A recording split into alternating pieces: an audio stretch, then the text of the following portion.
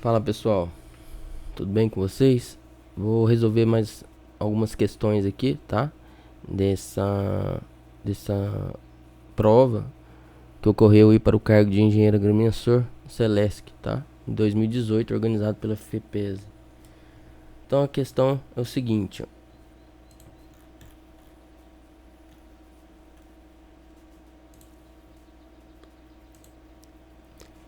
Questão de número 34. O elipsoide do sistema geodésico de referência adotado no CIRGAS 2000 é... Então, o elipsoide do sistema geodésico de referência adotado no CIRGAS 2000, que CIRGAS, né, é o sistema de referência geocêntrico para as Américas, no ano 2000, porque ele foi materializado no ano 2000, né? Então, qual que é o elipsoide adotado nesse sistema geodésico de referência? Então, se você for olhar aqui nas alternativas, a gente tem o ITR 84, né? ITR também não é a realização ITRS, porque seria ITRF, né? Tá faltando uma letra, então não é alternativo, né? Então a gente já pode descartar, certo? Então descarta aqui a letra A. GRS 80, sistema de referência geodésico, né? Ou sistema geodésico de referência de 80. Vamos ver as outras opções, ó. GPS 95, também não é, né, pessoal? Essa alternativa. SAD 69. SAD 69 é o datum planimétrico, né? E é a de concepção clássica, ele é topocêntrico, né? Então não é. Isso aqui é o sistema geodésico de referência SAD 69, que deixou de ser utilizado aí a partir de 2015, né? E passou-se a adotar exclusivamente o CIRGAS 2000. Então SAD 69 também não é. Além disso, né, vale ressaltar aqui que o SAD 69 ele utiliza como superfície de referência o elipsoide internacional de 1967 e o GGI 67, tá certo? Então esse é o elipsoide adotado, né, pelo SAD 69. Beleza? Então, não é. WGS 2000 também não.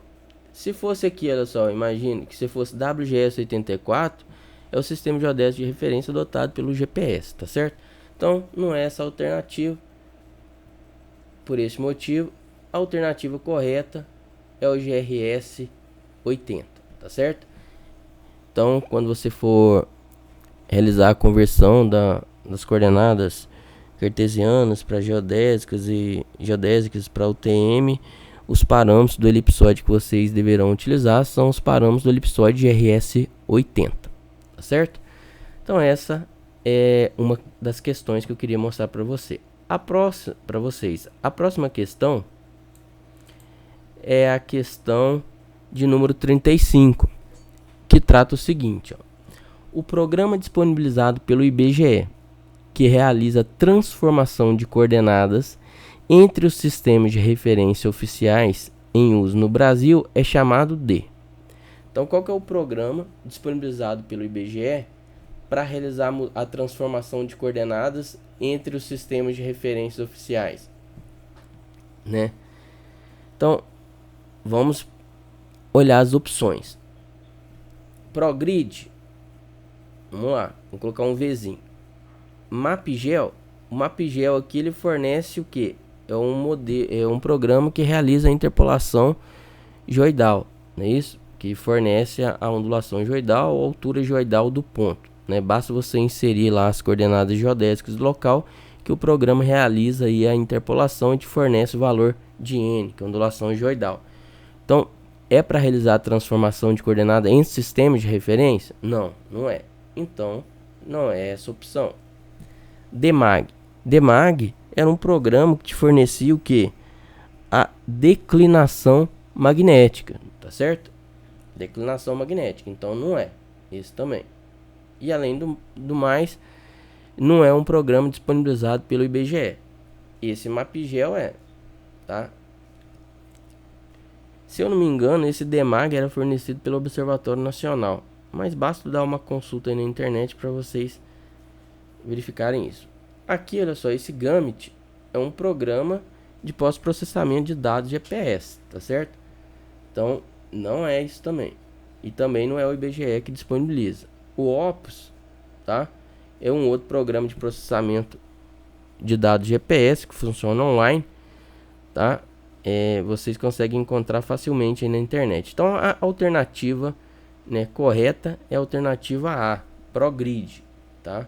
Então, podem dar uma olhada lá no site do IBGE, que vocês vão encontrar esse programa chamado ProGrid, que é o programa utilizado para transformação de coordenadas entre sistemas de referência. Beleza? Então, se você quiser passar, por exemplo, transformar SAD 69 para Córrego Alegre, SAD 69 para Sirgas 2000, você vai utilizar esse programa, tá? Chamado ProGrid, disponibilizado gratuitamente pelo IBGE. Vamos para a próxima questão.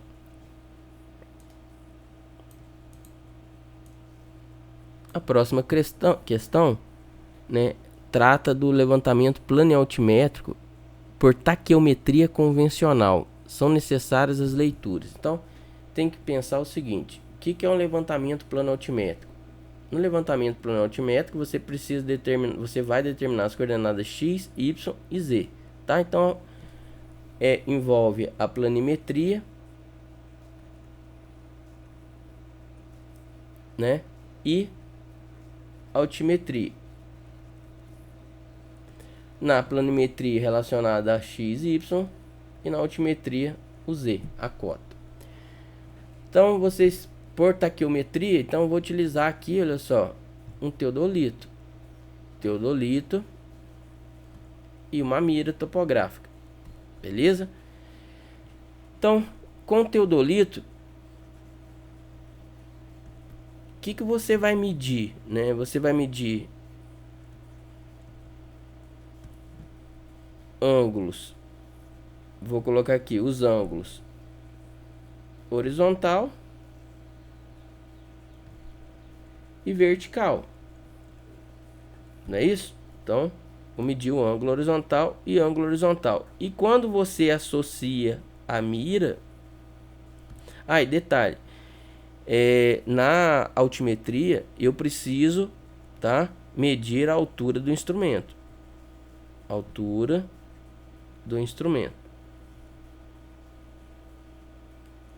beleza?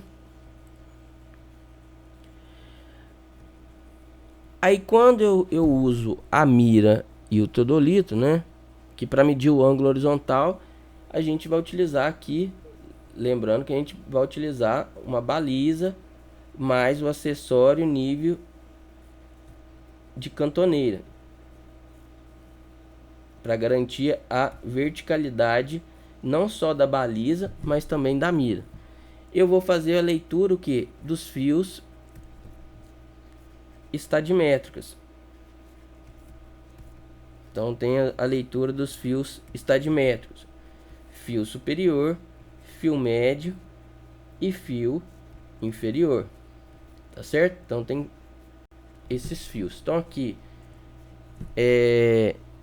são essas grandezas aí que a gente utiliza. Então, tanto é que você pode avançar um pouco mais também, e se você souber as equações para o cálculo da distância horizontal, por exemplo, por taqueometria, vai ser o que? mg seno ao quadrado de z, onde aqui m é fio superior menos fio inferior, g vale 100 e o z é o ângulo vertical zenital. E a diferença de nível vai ser o que?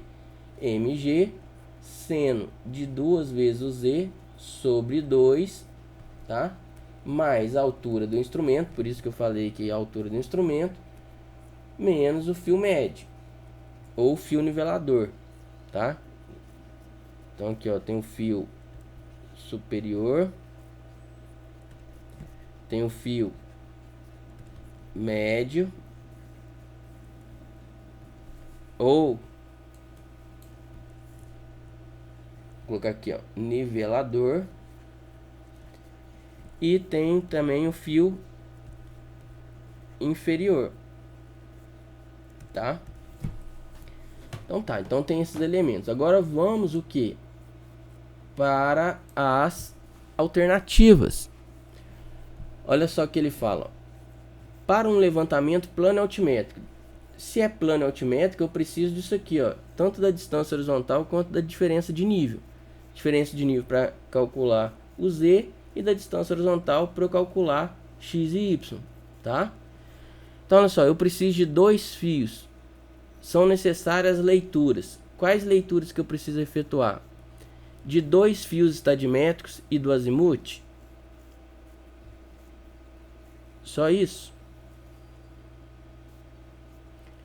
Olha só, para calcular a diferença de nível, eu preciso do ângulo vertical zenital, da altura do instrumento e do fio médio.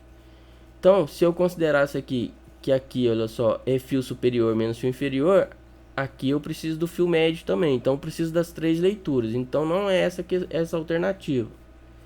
Eu preciso dos 3 fios estadimétricos? Sim. Do ângulo horizontal? Sim. Do ângulo vertical?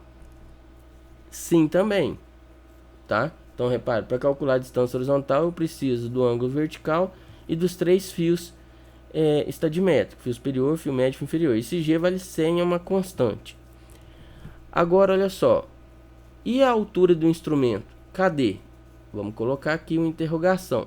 Mas vamos ver o seguinte, as demais alternativas. Eu preciso dos 3 fios estadimétricos e do ângulo horizontal? Preciso, mas cadê o ângulo vertical? Mais vertical. Então, não é essa a alternativa. Dos 3 fios estadimétricos, do ângulo horizontal e do azimuth. E o ângulo,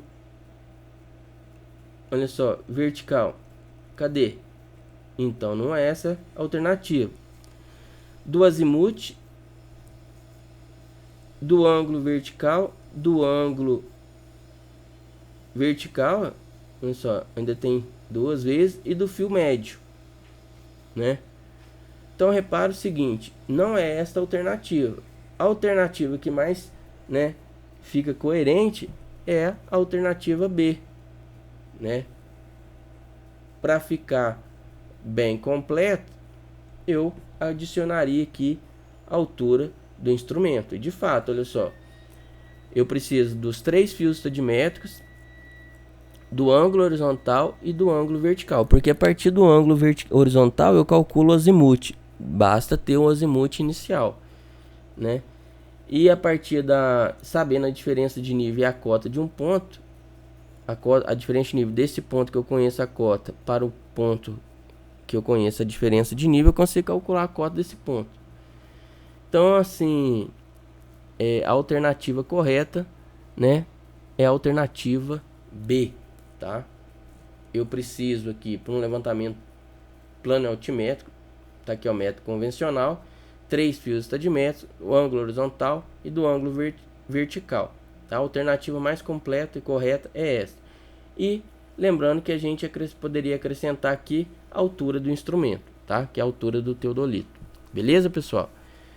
Então, para finalizar aqui, mais uma questão, agora relacionada aqui com a informação DOP, né, relacionada a informações que a gente utiliza aí quando trabalhamos com GPS. Então, é a seguinte, ó, assinale a alternativa correta em relação ao valor DOP. Então, DOP, você tem que pensar o seguinte, o que é DOP, né? DOP é a medida de diluição, vou colocar diluição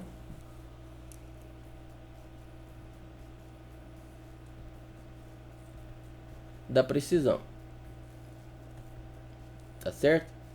Você pode pensar o dope, tá, como volume, o inverso do volume formado aí entre os satélites e o receptor. Então está relacionado com a geometria, tá? Vamos supor que tivesse os satélites aqui, olha só. E aqui você, o seu receptor. Essa informação do dope está relacionado aqui com a distribuição geométrica dos satélites. Então imagine esse volume aqui formado, olha só. Quanto maior esse volume, menor é o dope. Quanto maior o volume, significa que os satélites vão estar mais o que? Distribuídos aí no momento da coleta dos dados. Então é melhor, tá? Isso aí só para ter uma noção do que ocorre. Então olha as alternativas, ó. Então, quanto maior o volume, menor o dope. Ó, para o valor 1, as medidas devem ser descartadas. Por que descartadas? Essa informação é correta? Ó, assinale a alternativa correta. Para o valor 1, as medidas devem ser descartadas. De forma alguma. Quanto maior o volume, melhor a distribuição, menor o dope. Então, quanto menor o valor, melhor. Tá? Valores entre 30 e 50 são considerados valores máximos aceitáveis para alta precisão? Não. Olha só, quando você quer um levantamento de alta precisão, você tem que ter um menor valor de dope, beleza? Então, também não é. Ó. Para valores entre 2 e 5, as precisões são baixas e as medidas devem ser descartadas. Não, né? Quanto menor o valor, significa que as precisões são altas. E as medidas aqui, olha só, quanto menor o valor, elas não devem ser descartadas. Então está errada essa afirmação. Para valores acima de 10, a precisão é baixa e as medidas devem, se possível, serem descartadas. Bom, você poderia ficar com dúvida nessa daqui, né? Então coloca uma interrogação. Vamos ver a próxima. Valores maiores do que 20 são utilizados para aplicações que exigem maior precisão possível. De forma alguma. Como a gente viu aqui, a gente tem que ter um menor valor de dope, tá certo?